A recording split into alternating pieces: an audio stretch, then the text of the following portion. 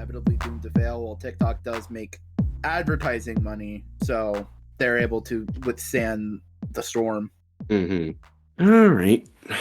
Hello, everybody, and welcome to the long-awaited, anticipated, mildly tolerated return of Analytical Fanboys. I am your host, the Vacuuminator, and I am joined by the entire Modular Media cavalcade of fucking boyos. First up, we got Boingo Rider. Hello, howdy. Snowcone 83 is also here. Hi, I'm Woody. Howdy. And the truest of Busters has appeared. This is my fault. Yeah, you wanted so badly to make your Analytical Fanboys debut that you willed the show back into existence. Congratulations. Legit. I just thought it would be neat. It would just be man. Now, it has been I want to say a year and change since we last did an episode of this, because originally we retired it to start doing modular components because we wanted the show to be a little more freeform now that there were a bunch of us, and it wasn't entirely about me and Boingo trying to get to know each other anymore. We are good pals at this point, but Buster raised a pretty good point a couple weeks ago, which was that we never really have episodes of components where we just sit down and talk about a piece of media anymore. We'll touch on things we're all watching or reading or listening to, but it's never we've all been into this thing and we can just sit down and talk about it. So it does make sense to bring back AF in order to do that every once in a while, to have a sort of book club, but on any kind of media we want to discuss.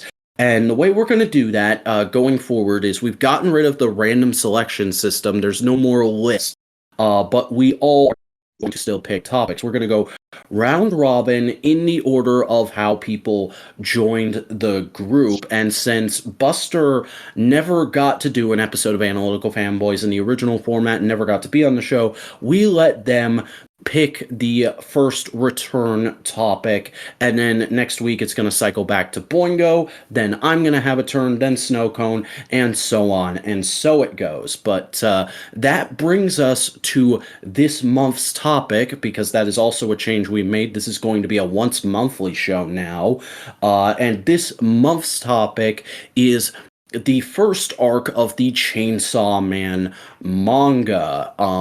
Now, of course, this was chosen by Buster. So, Buster, why don't you explain to the listeners at home a little bit about what this is, why you were interested in talking about it on the show, and just kind of your opening thoughts on it, and then we'll start going round robin to everybody else to get some opening statements, as it were.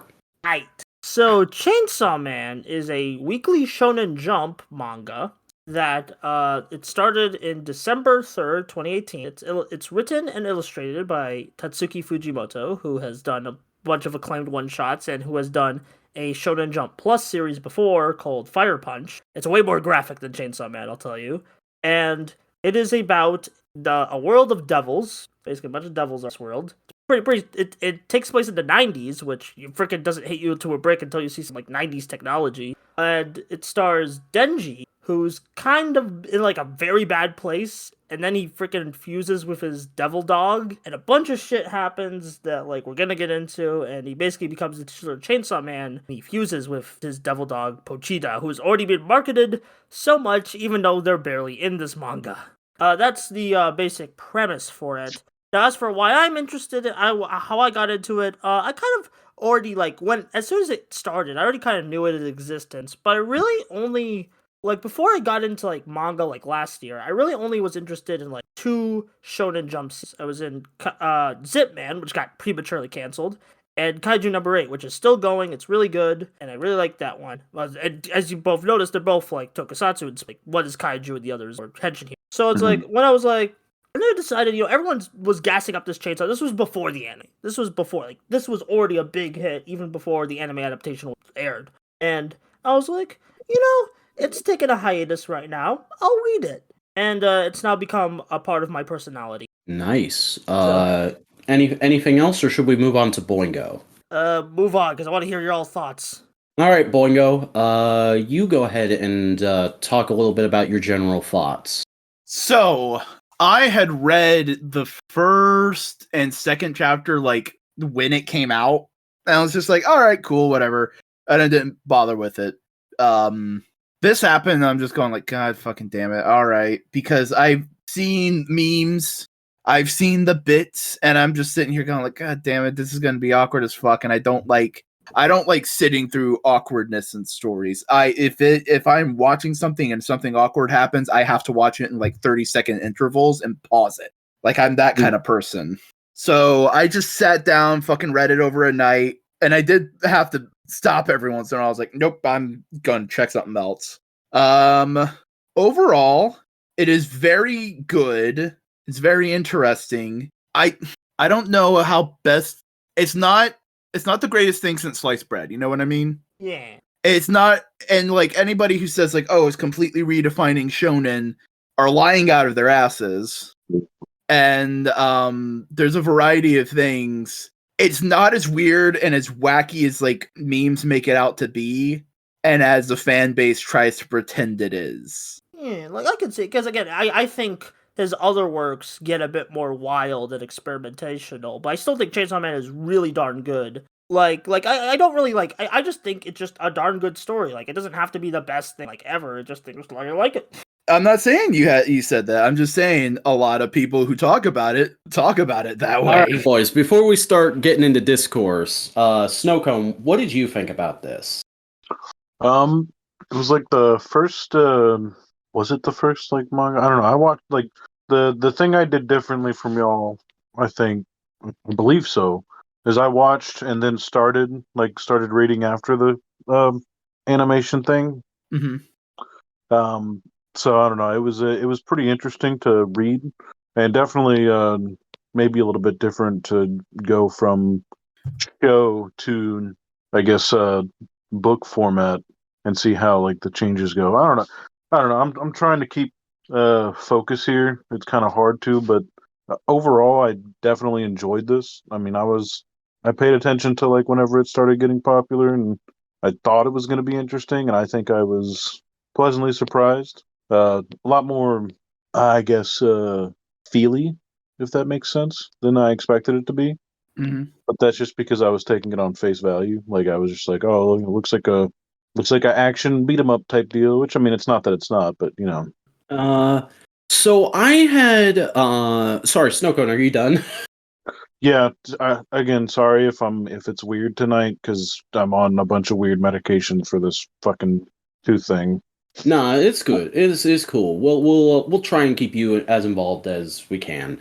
We'll keep you enriched.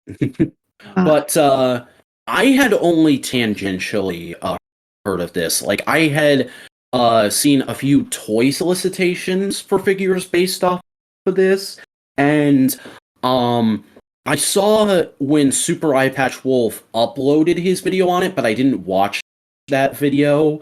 I have watched it now, but I didn't watch it at the time, and that was like kind of all I had heard about Chainsaw Man. I think I had probably seen like a few cosplays of Power and Makima without knowing who they were, but like that would be the most of it. I basically just shotgunned this in a week at the start of the month because my work was on holiday break, so I had to be there, but I didn't really have to do anything because nothing was really going on. So I was just sitting at work all day, basically getting paid to read Chainsaw Man.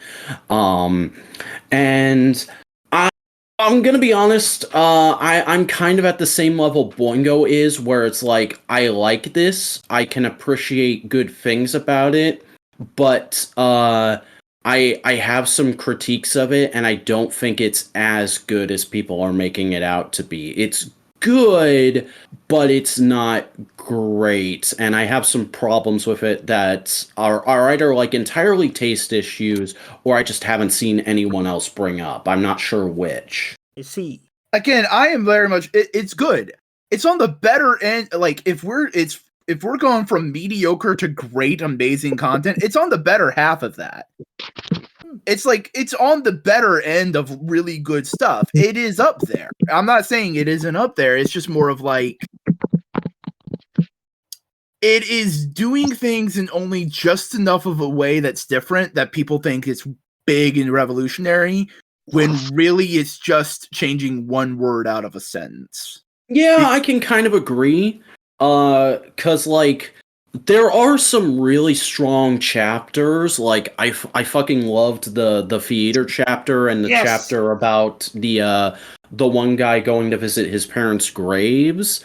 But like I never got super engaged with the main story, and I even like kind of disagreed with a few of its ideas. And I gotta admit, the art was like rarely impressive to me. There's only like splash pages are good. The splash pages are great, but I don't think this writer artist is particularly good at drawing people. His backgrounds are great, but he's not great at like drawing regular people, and he kind of sucks at conveying motion. I gotta be honest. Can I bring up? Like Boingo said, the splash pages are great, and I really like the design of Chainsaw Man's head. I think like that is something that is consistently amazing in every page, the way it's drawn. Like this guy was born to draw Chainsaw Man's head, but like that's the most impressive thing about the book to me. Honest, go Buster. Yeah, Buster, defend. All right. So Tatsuki Fujimoto was, well, for one, self-trained. He didn't really have any professional training, and I think from what he was more trained in oil painting. And I'd argue like it's a very stylist like way. Oh, well, yeah, of course, I'm gonna argue. To me, I disagree with Vac. I think he's very well at emotions, and like that partly leans to like my big takeaway from Chainsaw Man, which we can get to in a minute. I disagree with Vac. I think he's great at emotion. Yeah, because I said motion, not emotion. Oh, motion. Like the splash pages are really good at being like, here's a snapshot of a cool action moment. But like when it's panel to panel and he's trying to convey characters doing stuff, very rarely does it actually flow well to me. Like the theater chapter and like that scene early on where like Makima touches Denji's hands. Those are like the two standout good conveying motion moments to me. Okay, I can get behind that. Like I don't agree, but I can get behind that more than like emotion, because like I don't know. Because it's funny how we both heard emotion. Yeah.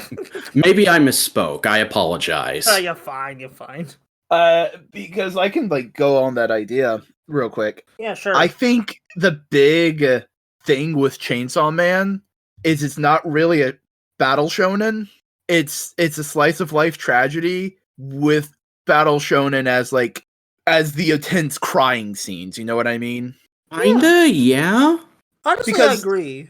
And like, especially when you look through his other works, you kind of see like, oh, Chainsaw Man's an outlier, but it's not really. Mm-hmm.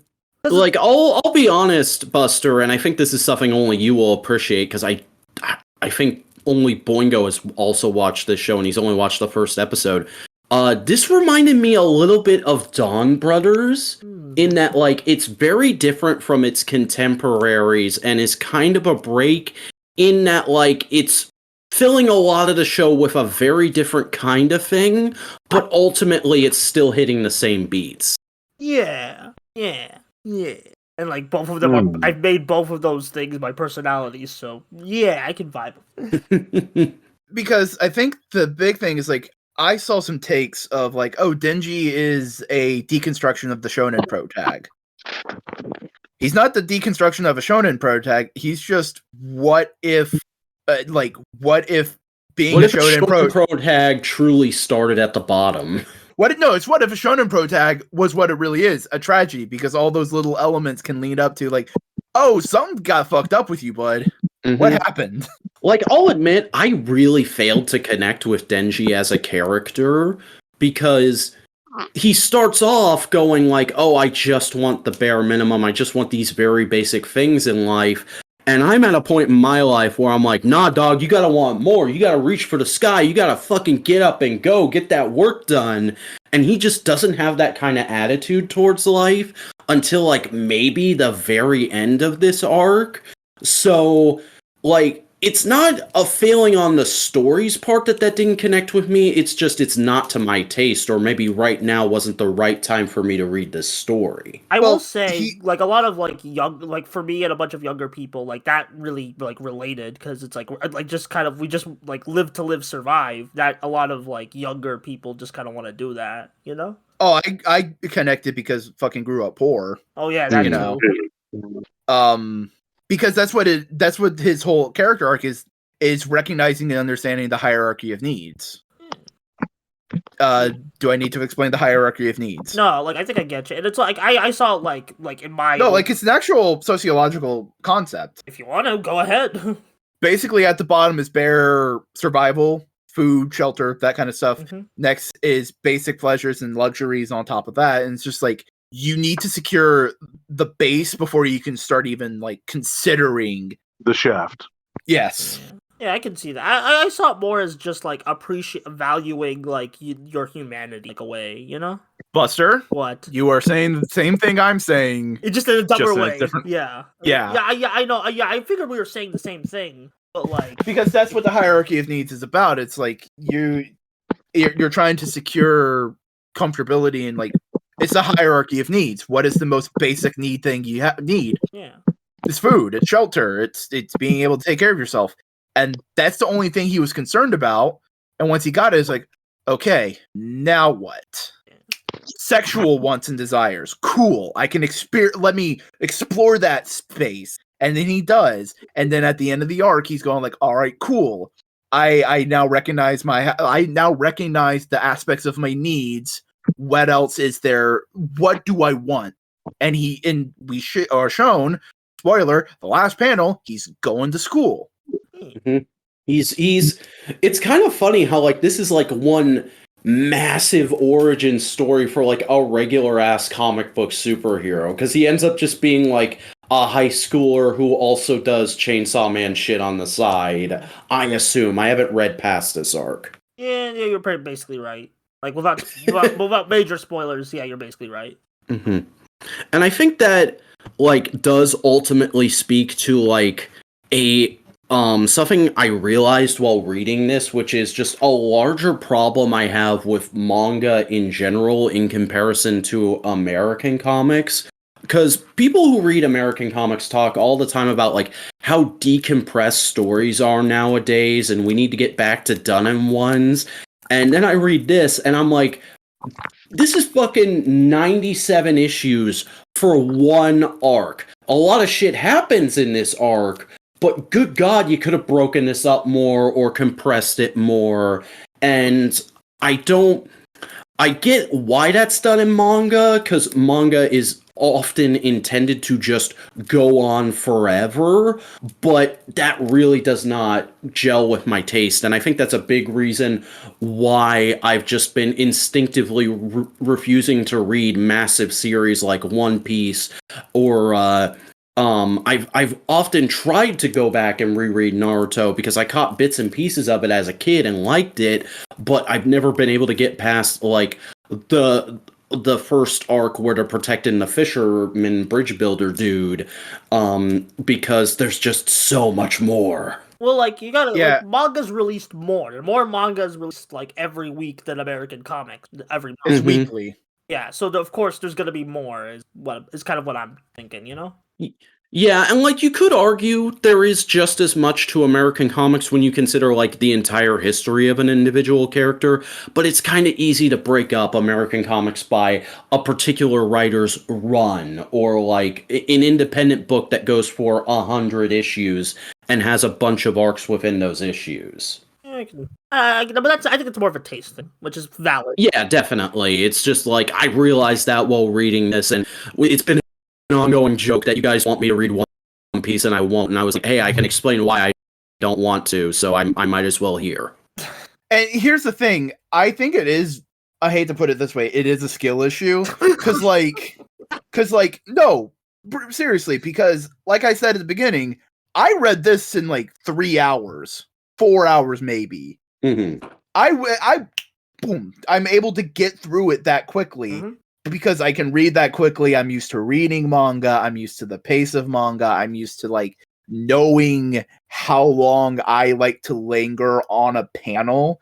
And the day after I finished, me and Uvek, we had a No Price podcast, and before it, I was like, "Oh yeah, no, I'm already finished." And you were like, "What the fuck? You just started yesterday." I messaged you like a day or two before that and been like, "Hey, you read that? We need to do the show soon." And you were like, "I haven't even started yet." And I was like, "Oh no!" But like, that's the kind of the thing. It's like I read 100 chapters in a few hours. Like, take that and extrapolate to all the long running manga I've read through. It only probably took me like 5 days on and off to read all of One Piece. Mm-hmm. Whereas this took me like a week. And that is also because like when I read or experience media in a binge format, I do like to break the experience up a little bit. I'll read like 1 or 2 chapters and then like check social media or watch a YouTube video. But even if I was just mainlining this, I think it would have still taken me longer than you. Let's get back to the story itself rather than manga as a medium. If we're going back to the story, I think I really enjoyed the abstract horror elements when it happened. Oh yeah, like the backrooms bit. That was like the first taste of that kind of. When we go to hell. Yeah. When they present, I forget it's because it's been so long since I read this. It's been practically a month. But the devil that they present in that as like, oh, this is the biggest, baddest, scariest dude, and we got to get the fuck out of here. It was darkness because it's a primal fear. Yeah, that was a cool moment. Like, thematically, I really dug that. Yeah. And then the lesbian lost 2 members of her harem. Yeah. Yeah. That's the other thing is, like, for lack of a better way of describing it, he definitely during this whole thing is like, let me just throw an idea out there and just use it. Yeah. Like, no justifying anything. It's just like, nope, here it is. Mm-hmm. And on one hand, I can kind of appreciate the ballsiness of that, but there is a bit of like, dude, set up and payoff, foreshadowing. You should learn those things. Okay, but That's door.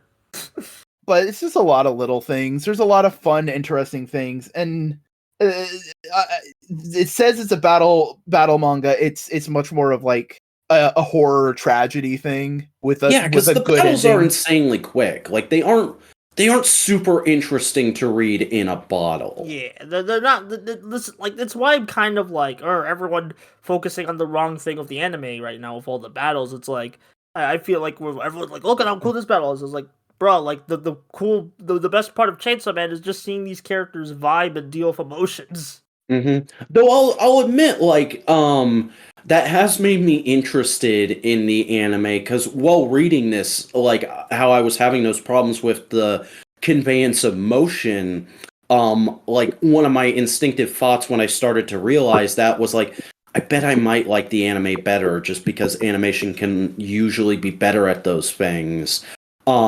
And then I watched the Eye Patch Wolf video, and he's like, the anime is really well done, and they fill in a lot of little gaps in cool ways. And so, like, I'm definitely sure I would like the anime better, but I'm not super motivated to check it out. Yeah, that's fair. Like, I let's recommend checking out the song they made, because they made like 12 endings, and they're all like great. Yeah, I did watch the OP, and yeah, that's a bit much for me, I gotta admit. Fair. I mean, it's an album. Mm-hmm. And did you see Tom Constant's scene in the freaking live action video? I heard about that happening, and I think I saw a screen cap, but I didn't actually go watch it. Yeah, he's basically in it for like a screen cap moment, like just like, oh look, it's just him. Mm-hmm. Good for him, though. Yeah, good for him. But it's a lot. Like, how do I describe? Like, this is okay. You know how there's some stories and media that you will just look at me and go like, this is very you. This is very Boingo Core. Yeah. Is this Buster Core? This is very Buster Core. It is very dealing with emotions, but it has cool tokusatsu influence designs. But like, I hate to put it this way, Buster, you do like a lot of pathetic characters. I do. There's a lot of pathetic characters. And that's like Buster, who's your favorite Don brother? What's up, damn it?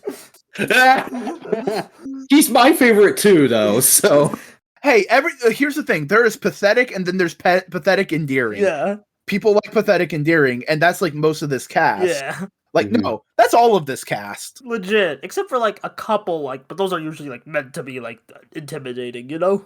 There's only I don't like know. two. Does Power count as that? Yes. Yeah, because she never showers. Okay. Okay, you know that meme of Max looking at the girl from Goof Troop and saying, like, damn, you live like this? Yeah. Yeah. That's That's Power. I got that feeling during this, like during reading this, I really did get the appeal of it. I saw how like it really appeals to a lot of very popular personality types these days and like meme culture. Like Power just in and of herself as a character, I'm like, this is just the way most cosplay girls present themselves. This is just what those girls want to be known as in like a comedic character type package, and it works, but it's not very endearing to me. Like I appreciate you cosplay girls. I'm not trying to slag you off or anything, but y'all come off a little cringe. I mean, honestly, that's kind of the point.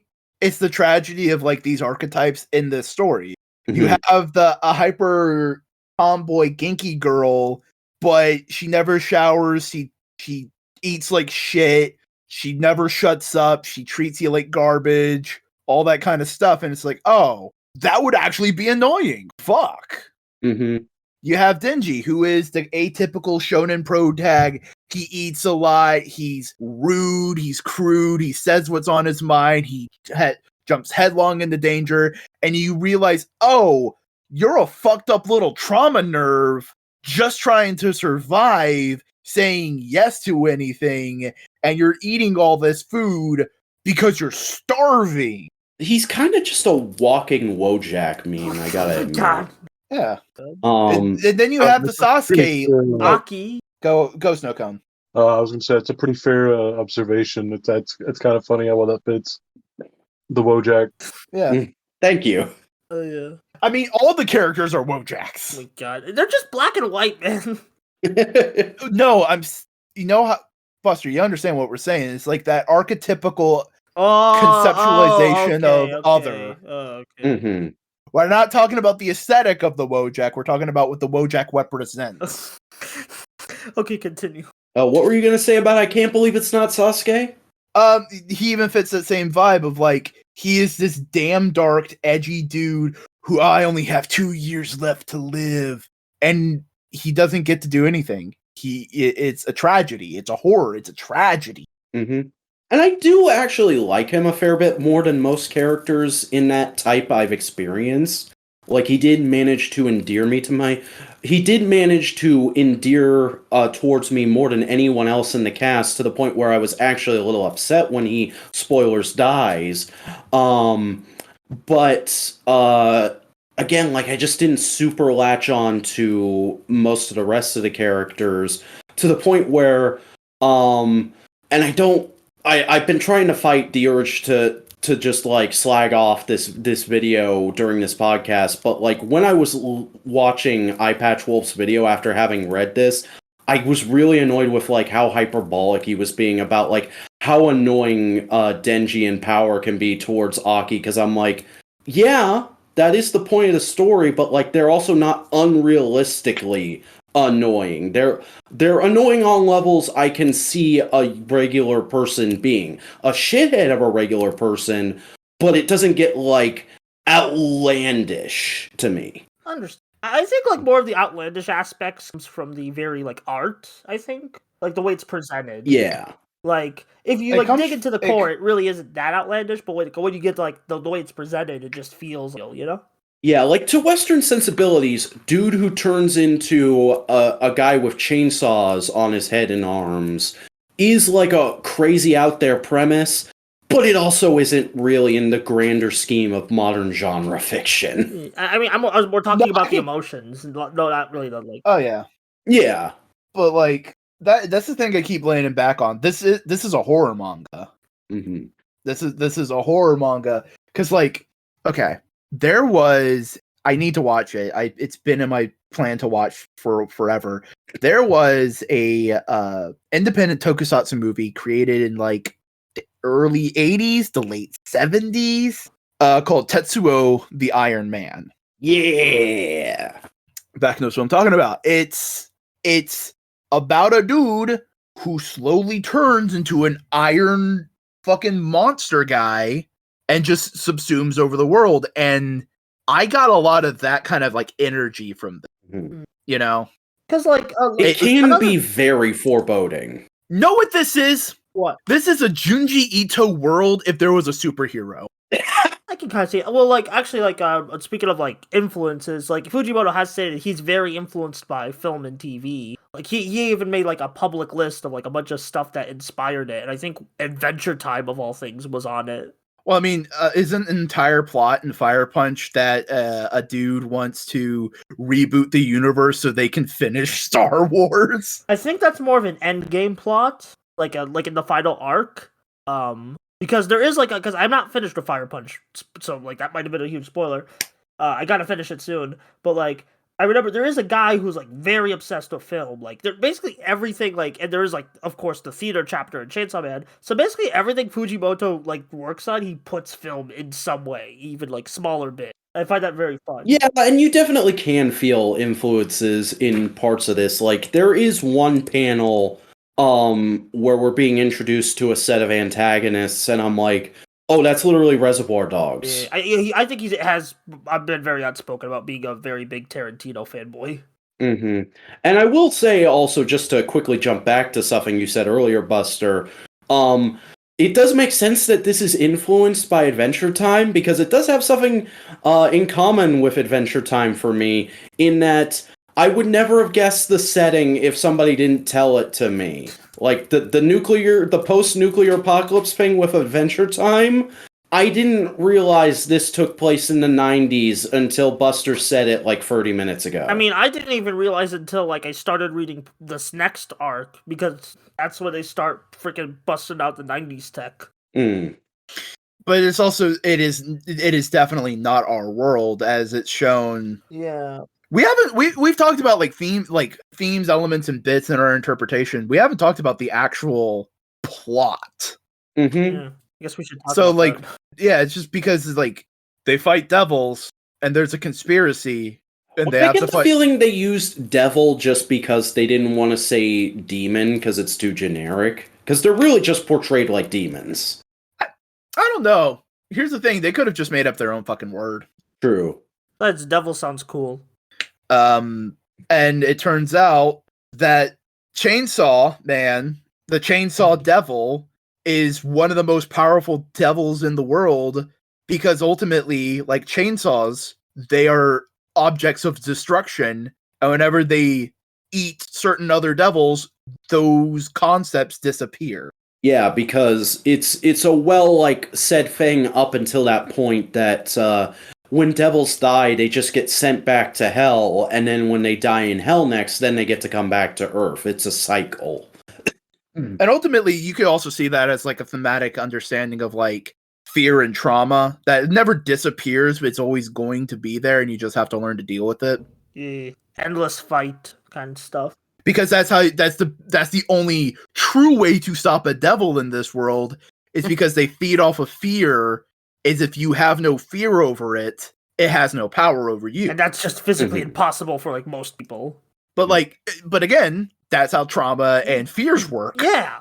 Though I do gotta say, while it works in the story, just like in a bottle, the concept of this cute little chainsaw dog actually being the like most scary devil out there, the most powerful one, that really does feel like a try hard, wouldn't it be crazy if kind of idea. See, here he's depowered at that point.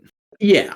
Though I do agree with Buster, what you said way earlier about like it's ridiculous how over marketed Puchetta is with how little he's in this comic.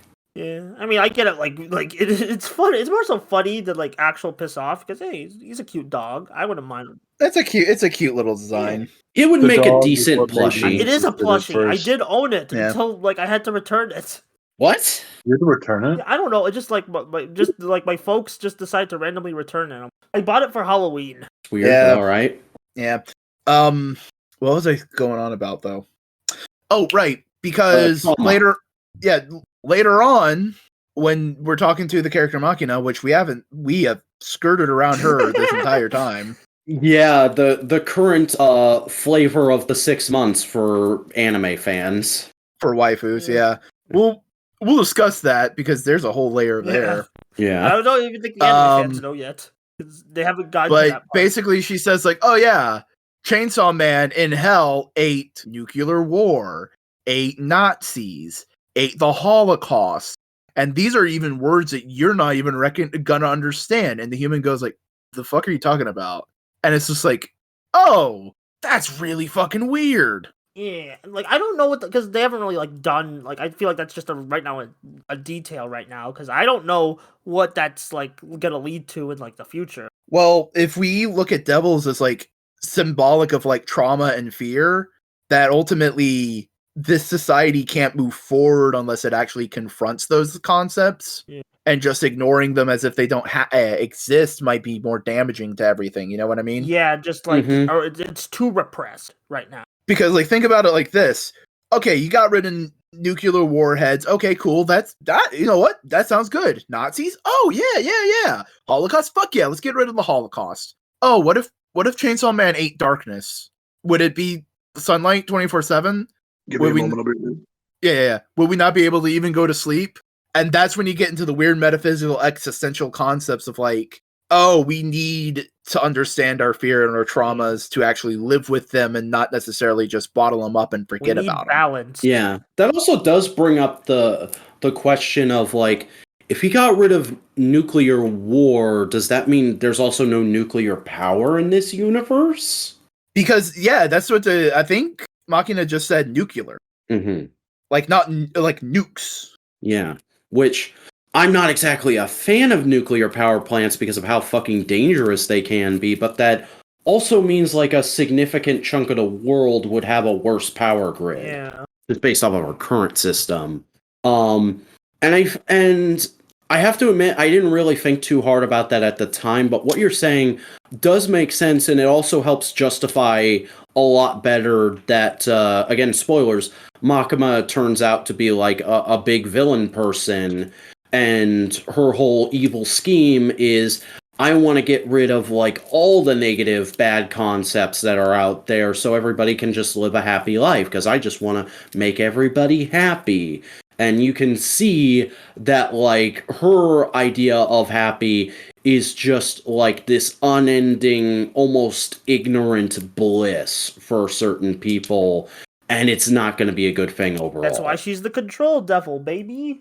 And that's really reflective in what Denji says to her. Will there be bad movies in your universe? Because you can't, because they set that up pretty well, actually. I will say that's one of the few like really good bits of foreshadowing in here, is that whole going to the movies chapter is just to set up how impactful that line is meant to be of Denji learns you can't truly appreciate a good movie unless you've seen at least a few bad ones. Yeah. And like again, that lines up with the themes and ideas of like to a lesser extent, it's understanding fear, it's understanding trauma, it's understanding the negative to understand the positive. And that's what Denji's whole character arc is. He goes through hell. He has to sell his kidney, a testicle, an eyeball. He has to work all day. He doesn't get to live a normal childhood life, but now he has consistent pay. Now he has a place to live. Now he has people who care about him. Now he can like learn and grow, and he understands and appreciates them. And he even says that to Aki when they first meet. It's like, I don't give a fuck. I'm just getting food. That's all I care about. You know? Yeah, I got nothing else to add. Boingo's just hitting like all the points. Like Boingo's the smart boy tonight. I gotta admit, I didn't think too much about this beyond like, it's good. I can understand the theming here, but I have these problems. Boingo's putting it more elegant than I ever could. Well, I had to fucking learn how to explain these ideas. Yeah. Once you learn, you learn and you build up a skill and you do all that kind of stuff. Yeah, it's just like I'm very like base, simplistic. I'd argue with my and even there's even a conceptual idea like you were talking about like, oh, it's kind of weird how the big chainsaw devil just turns into a little dog, and it's just like, well, when you think about it, what is a chainsaw? It's just a useful tool that we use to do tasks. It's similar to like how we created dogs to be helpful friends and help us do things. Well, we And didn't create Denji- dogs, but Yes, know we what I did. Dogs were entirely created through humans breeding certain animals that into more docile and more friendly versions of themselves. you know, I think the education. That's fine. You're learning now. Remember, like, dogs are great. I like dogs, but you got to remember, dogs exist entirely because of humans fucking around with eugenics, and that's kind of bad. But we're not doing it anymore. I hope. Yeah, At least a lot of us are. mostly. But like that's kind of the major theme of why Pochi likes Denji is like, you didn't treat me with fear. You saw what I really am, which is just a chainsaw. I'm just a tool. And thus he was able to befriend it and like use it, you know? Little things like that. Like there's a lot of little elements of like you can understand these concepts playing out into the future. And like I've only read the first chapter of the next arc. So like I can definitely see those lines happening again, you know, stuff like that. Yeah, and it's like actually the more you keep talking about like this, I used to think part 1 was a very like self-contained, well done in one like complete story, and like if theoretically it would end here, it would be fine. But like the more I think about it, there's a lot of loose ends that could be like lead into a bigger thematic crescendo in later parts, you know? Especially because like they say if Chainsaw Man eats a devil, that the devil disappears. Well, technically, Denji is the Chainsaw Man now. Yeah. They're one and the same, yet control comes back. So what's going on there? So there's an element to play there. And I gotta admit, like, I am not gonna be surprised at all if I ever find out that Makima becomes a problem again, because when they're like, oh yeah, you take her and raise this child version of her now, maybe she'll turn out better. I'm like, that man is not suited to be a father at all right now. He's more of a babysitter than a father. Older brother. But there's also the idea of like, remember, devils go back to hell. Power's still around. The blood devil. Yeah. She doesn't remember anything, but she might. She just refused to die. And there is the possibility, because did Aki just turn into a ghoul, or did he become another devil man? I think he turned into into a ghoul, and then he got murderized. So I don't think he's coming back. He ain't coming back. Yeah, no. Because I was thinking, it's like, oh, if he became a gunman, like Denji is a chainsaw man. Then maybe he just comes back as a literal Gundam. They just come back as Gundams. This is a Sunrise production now. Damn it. Yeah, like I don't think I don't really like we've seen a couple characters come back, but there were like even characters that when they came back in the arc, I was like, oh yeah, you exist. It's like they're not really like the A-listers that like everyone's talking about. Like they're just like they're more minor like background characters, but they're still really cool, you know.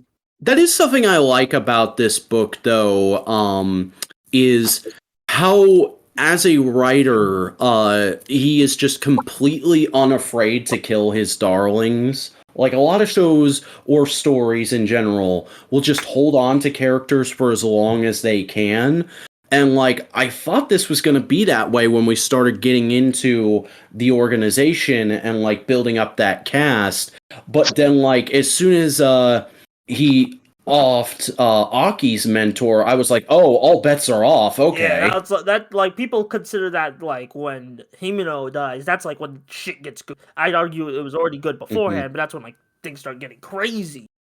Though I'll admit, like, I kept waiting for Pathetic Girl to die, and the fact that she like never really does did kind of bug me. Yeah, it really felt like they were just building up to that to have it be like a big moment, and it never happened. And I was like, And also, like, I find the fact that some people are apparently really into her very strange. It happens. I think she, like, honestly, you said, like, Makima's more the wife of the mom. I argue Kobeni is, with how many people just talking and making. She is now, but Makima was until very recently. And then before her, I did see a lot of people who were very into power. And again, like, I can understand being very into power because there's a lot of people who simp after cosplay girls. Yeah. Yeah, I mean, I think she's just a neat character. She's just kind of, she just trying to do her best, mate, you know? She's a neat character, but she's very one note. Like, by the first couple of times we got a gag with her, I was like, okay, I get it. And the fact that they killed off I forget the term, but like the kind of Makima power person that she was partnered up with, the fact that they killed him off so soon kind of upset me because I thought their dynamic did really well. Honestly, looking back, I think that's a very Vac character. Like, cause you're just kind of like the simple guys. You know? Yeah. Though I will say that one character that follows through this entire arc I did really dig was the special training guy who's like, I'll turn you into the baddest of the badasses. That was a cool guy. That was like a Doggy Kruger kind of cool mentor. I love how he's still around too. He feels like he could definitely be like a Nick Fury of this universe. Just like managing all the gotta manage this, gotta manage that, gotta make sure Denji isn't freaking doing anything weird. Yeah, although now that you say that, Boingo, I do really hope in the inevitable Netflix adaptation they cast Samuel L. Jackson to play him. Here's the thing: he could play it. He could do well. Oh yeah. Freaking don't make me think about that. Don't make me think about that. It's gonna happen. Netflix is determined to be an anime site.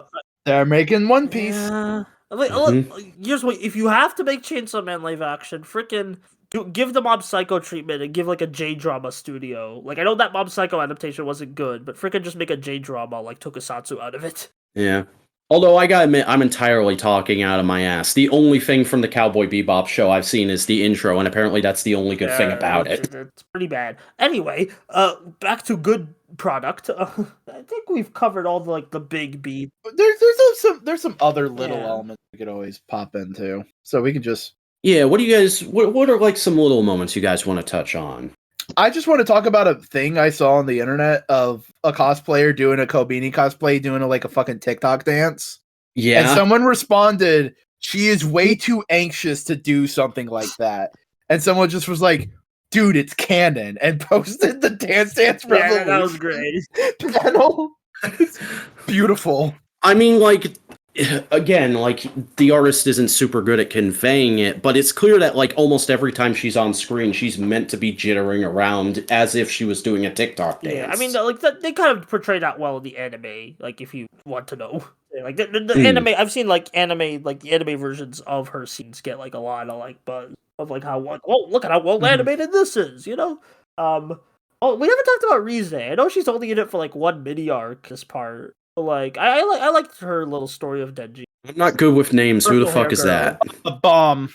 Oh yeah, that arc was really good. Actually, I did really dig seeing him like actually fall in love, and like the whole time I was going, "This is too fucking good to be true." I mean, like, but the thing is, it's like her final scene because she gets offed at the end of that arc. It's just where it's like she's like kind of confused. She's like, "Do I love him? Do I not?" And we never really get an answer to that. That hits me. But again, it's a horror tragedy because ultimately the Freddy Krueger gets her. Yeah, it felt very like Batman Catwoman in a way, but it's willing to go to like more of an extreme place. I can kind of see it, but I'd argue it's less because, like, I don't know. I've also just got that relationship on the brain right now because One Bad Day Catwoman just came out this week. Oh yeah. I think that's like the. I know a lot of people. A couple people were a bit mixed on the whole everyone's out to get all these assassins are out to get Denji arc because basically just Fujimoto just making a bunch of new character concepts and just throwing them at us, and I do kind of like it. It gives this impression that everyone's kind of has their own story and. Yeah, I mean, that section of the story was interesting, though the entire time I was just going okay, where is this going? What are you doing with this? Especially during the bit where we kind of get set up how frightening Makima is with her doing the say this person's name and then they just die thing. Mm-hmm. And I love that, like, in one of those panels specifically, we find out that one of the names she makes a dude say is Takashi Inoue, and I was like, oh my god, that's one symbol away. Freaking the common under Geats writer is Yu Takahashi. You basically just combined the two current Toku, right? End superhero time now. Argument just not Runners fan. All right, dumb jokes aside, yeah. Good book. I like it a lot. The good book. There's a lot of fun, interesting characters. Angel's neat. I hope we see them again. Oh no, did they get murked? I forgot. Oh yeah, they did. Well, they're devil, but like because they were like they were controlled by controlled at the end. They might come back. Did Chainsaw Man kill them? No, Machina killed him. So he's okay. Might be in hell. Like that's what I'm thinking. Freaking okay. That would be a great thing to do in like a future arc. Is he's just like, oh, I need to put together a team to stop this threat. I'm gonna go to hell and get all the people I've lost. Or they even just can just pop back randomly, be like, I was in hell. I got out. I got better. Freaking Scott the Waz character. I was in hell. I got died again. I don't remember anything. They just take that like subtext fandom joke from Western comics and make it text.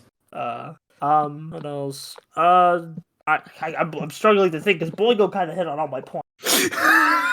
I mean, like, Snow Cone, I know you're on painkillers, but you haven't said a whole lot. Do you have anything you want to talk about?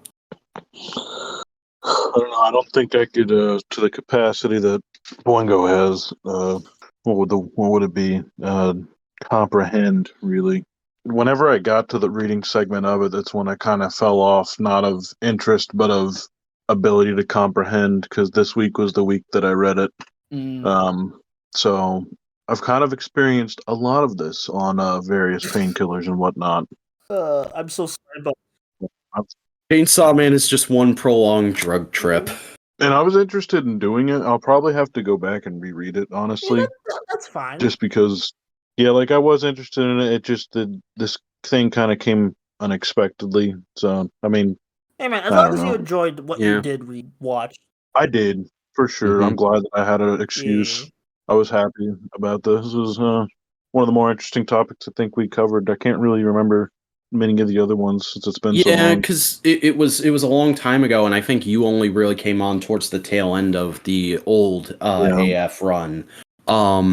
But I will admit, during a lot of this, like as soon as I realized I liked Chainsaw Man's design, I wanted to ask you if you had pre-ordered the figure art Snow Cone. No, but I probably want to get that. I heard the figure arts is better than the Figma. Yeah. It does look like there's some slight improvements. And it's cheaper. Yeah.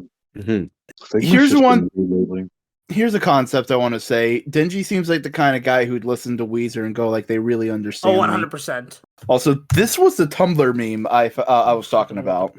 I've listened to like one Weezer song ever, so I don't really understand that reference. This is cute. I don't know why people are complaining about it. No, it's just someone was like it was someone going like, she can't do that. And it's like, nah, it was just a gag. It wasn't anything like overwhelmingly people saying like, boo you TikTok dancer. I think that's Twitter will do that, but look, they're Twitter, they get mad at everything. Big begone fought energy with that. Frick people who do that. Let people have their fun. Don't yuck other people's yums. Yeah. Honestly, I haven't really seen too many bad. Like, honestly, out of all the freaking shonen like series of, there hasn't been too many like, or even any bad takes of Chainsaw Man where I'm like, I want to shoot myself. No, it's all pretty tame. Like I'm mostly like just being people being like, I'm not really into it, but like that's valid. Yeah.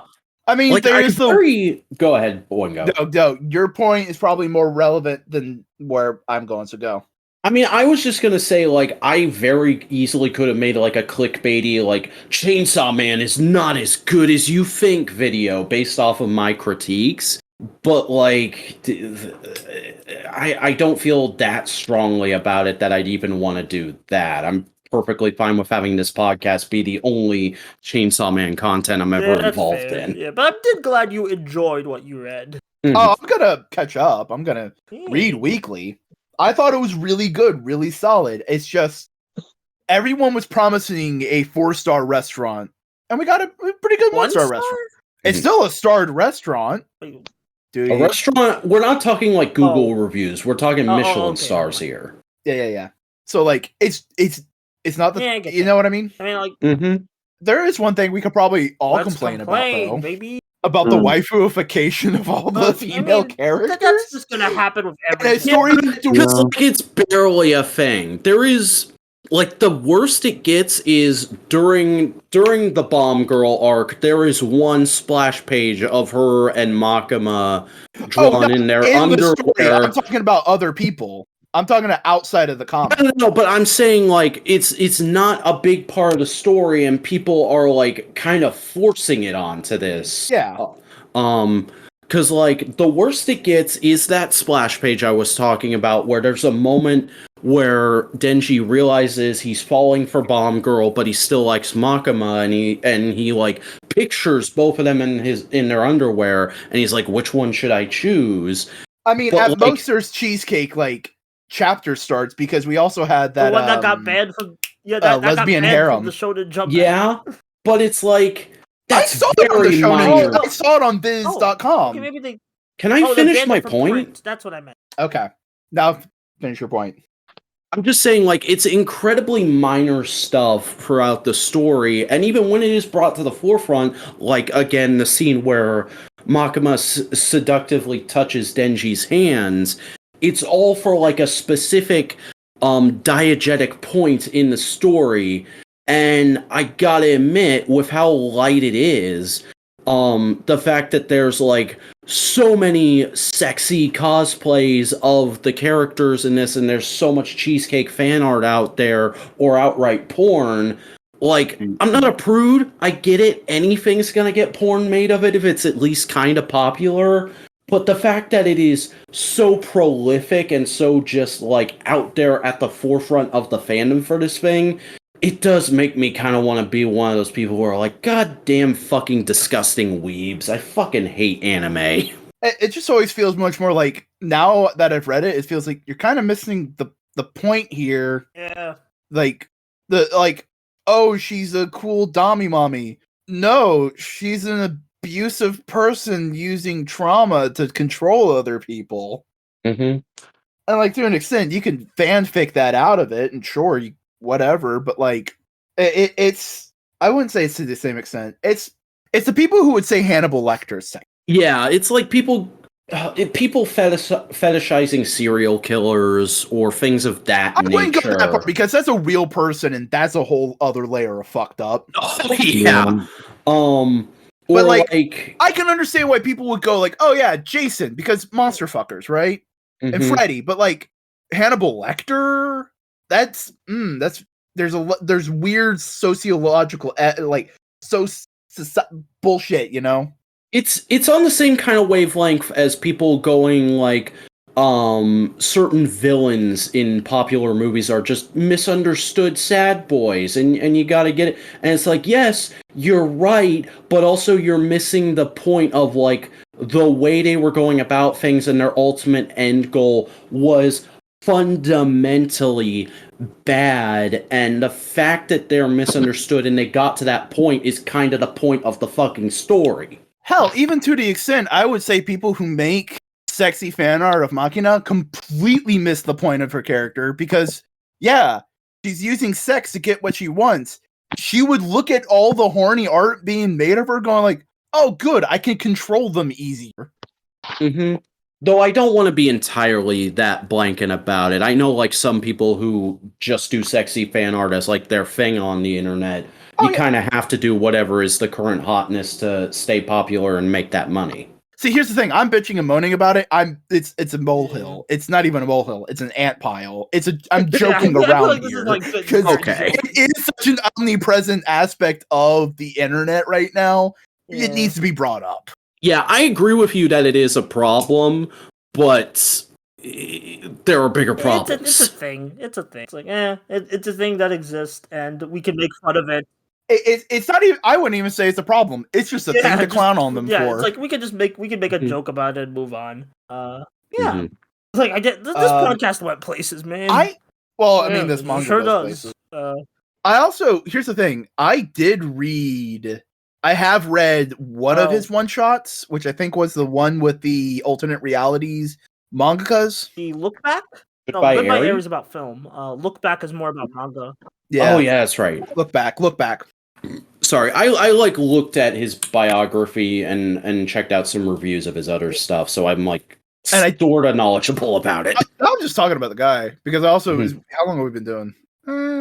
We're getting close to like a full. Did we even say who the freaking writer artist is at the start of this? Suki Fujimoto. Yeah, he did. Okay, Buster did. It's been so long. We're so deep into the podcast now, and we've talked about so much that I completely forgot if we did. And like, it's weird that I keep just saying the artist or the writer without saying his name. Someone should just like make a comic, and that's their pen name. Yeah. They're also the ultimate villain in Guilty Gear. That man. That man. That's the man. I'm not even joking. In fact, that's the main. That's the name of the main bad guy. I know Guilty Gear lore. Don't you fucking try and school me right now. Great.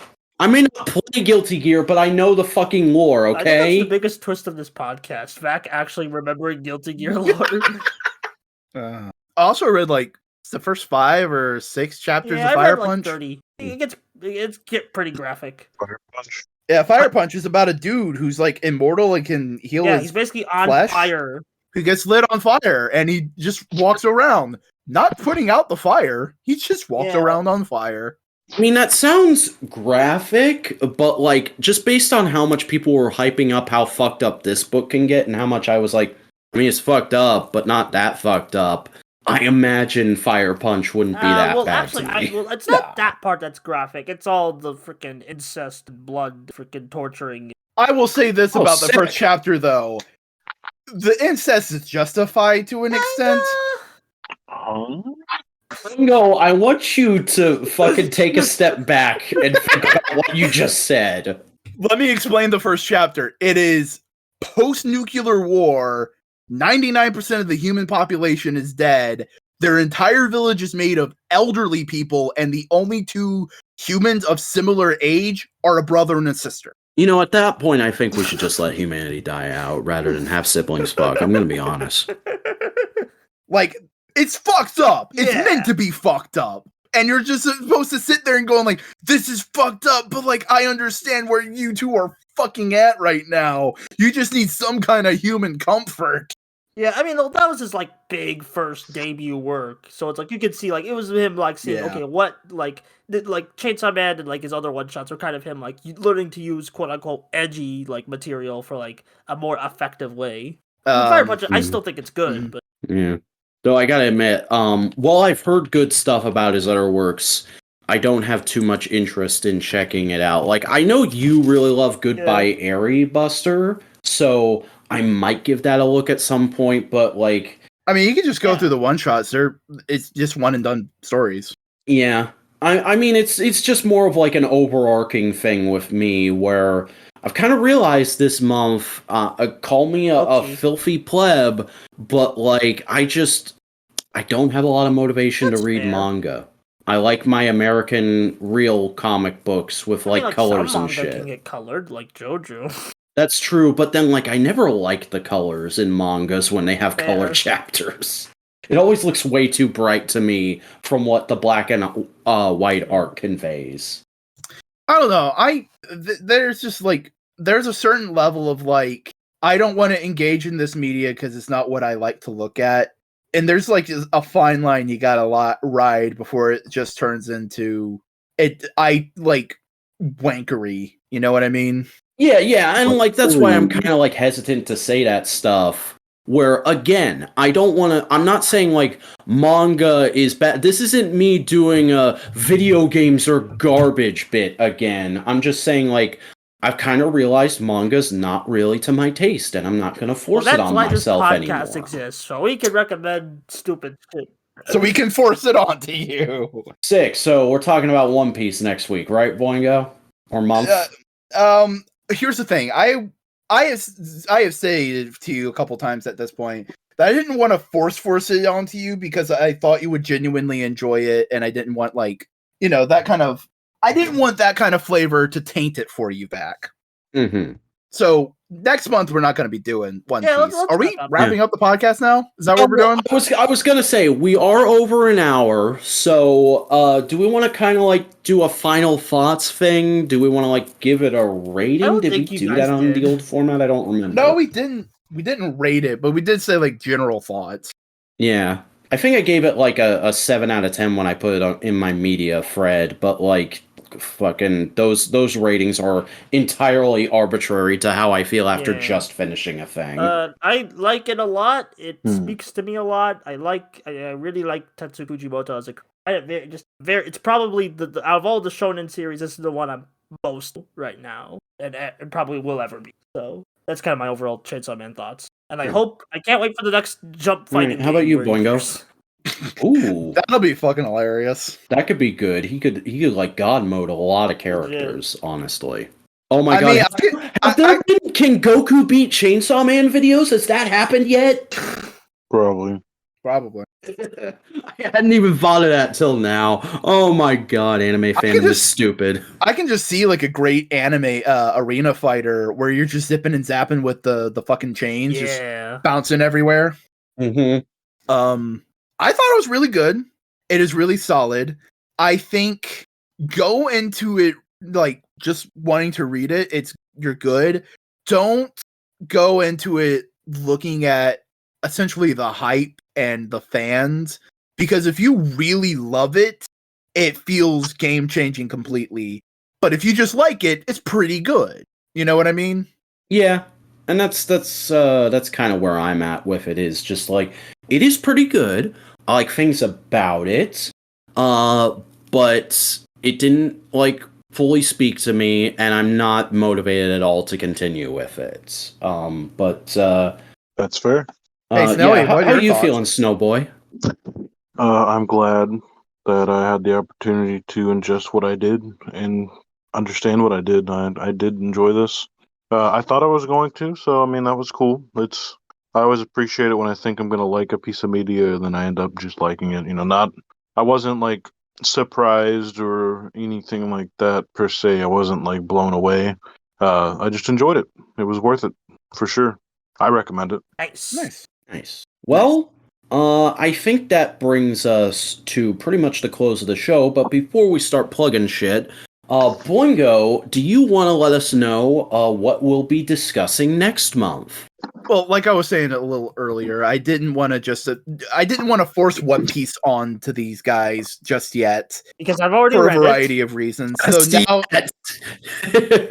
now that Vac has kind of went like, I'm not going to voluntarily read manga because it's not really like a thing I can engage with.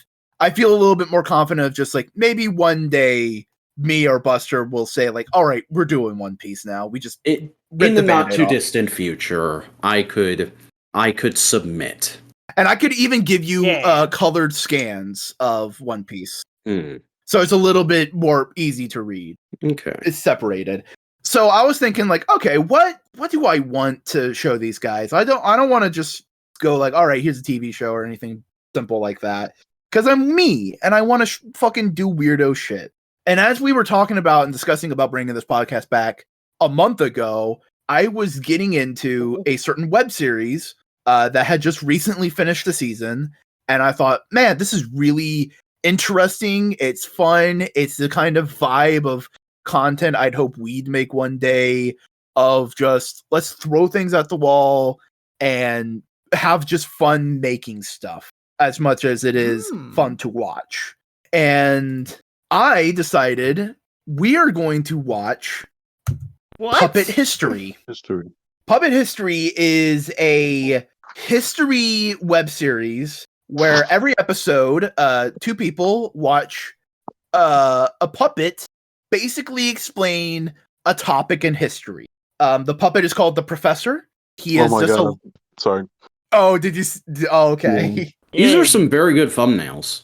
Oh, very good thumbnails.